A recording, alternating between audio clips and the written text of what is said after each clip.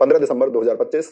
वो आखिरी दिन था जब दिल्ली पुलिस के प्रैक्टिस सेट में मैंने यूट्यूब पर आखिरी क्लास ली थी और आपसे कहा था कि मैं एक यात्रा पर जा रहा हूँ।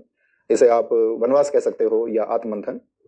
उस दिन से लेकर आज तक आप लोगों के हजारों कमेंट्स आए कि भैया आपने पढ़ाना छोड़ दिया, आप राजनीति में क्यों जा रहे हो, वो तो गंदी जगह है, आप पढ़ाना छोड़ दोगे तो फिर हमें कौन पढ़ाएगा।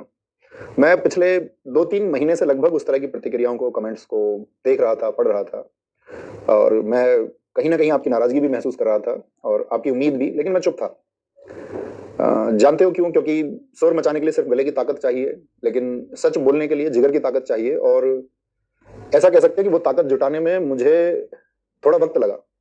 महान दार्शनिक अरस्तु ने सदियों पहले कहा था, man is by nature A political animal. मनुष्य स्वभाव से ही एक राजनीतिक प्राणी है। लेकिन हमारे देश में हमने राजनीति को एक गाली बना दिया है। हमने मान लिया है कि अच्छे पढ़े लिखे लोग, संवेदनशील लोग राजनीति में नहीं जाते। हमने मान लिया है कि राजनीति सिर्फ बाहुबलियों और रसूखदारों का खेल है। और यही वो सबसे बड़ा झूठ है जिस बारे में बात करने के लिए और आपके सवालों का जवाब देने के लिए आज मैं यहाँ बातें कर रहा हूँ।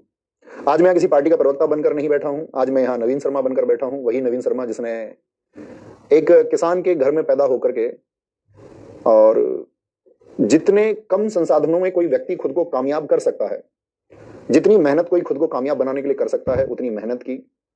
मेरे साथी जानते होंगे, जब मैं ऑफलाइन पढ़ाता था तो पूरे दिन वो पसीनों में भीग करके पढ़ाना, पसीने में भीग कर पढ़ाते हुए सबने देखा होगा, वो अपनी एक शुरुआत रही थी। वही नवीन शर्मा जिसको इस देश में ऑनलाइन क्लास में सब नवीन भैया कहने लग गए, और जिस नवीन शर्मा ने जीके, जीएस, हिंदी और इतिहास पढ़ाया।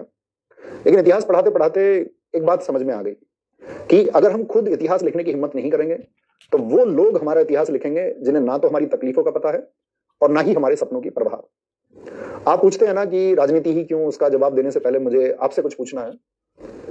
क्या आप उस सिस्टम से खुश हैं जहां डिग्रियां बट रही हैं लेकिन उम्मीदें दम तोड़ रही हैं? क्या आप उस डर के साथ जीना चाहते हैं जहां सच बोलने की कीमत एक आम आदमी को अपनी सुरक्षा और सम्मान खोकर चुकानी पड़ती है, एक छात्र को अपना हक मांगने पर लाठियां खानी पड़ती हैं?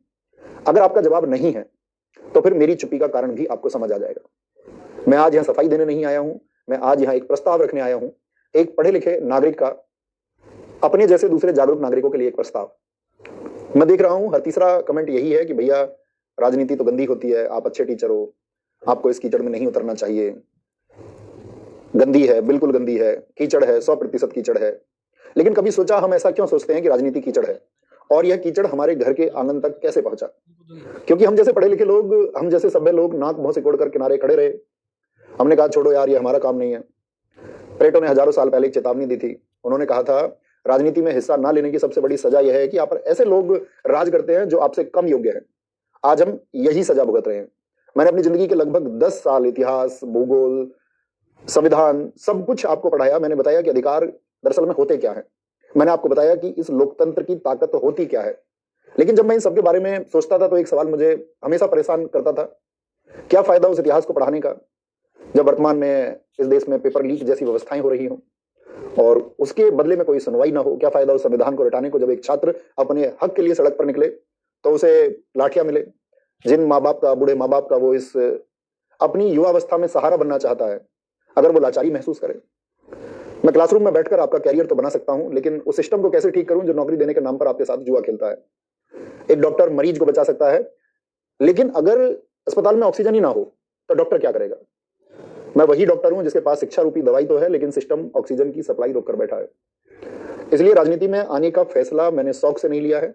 यह फैसला मैंने इसलिए लिया है कि सिस्टम में मौजूद इस गंदगी को हम सब मिलकर साफ कर सके।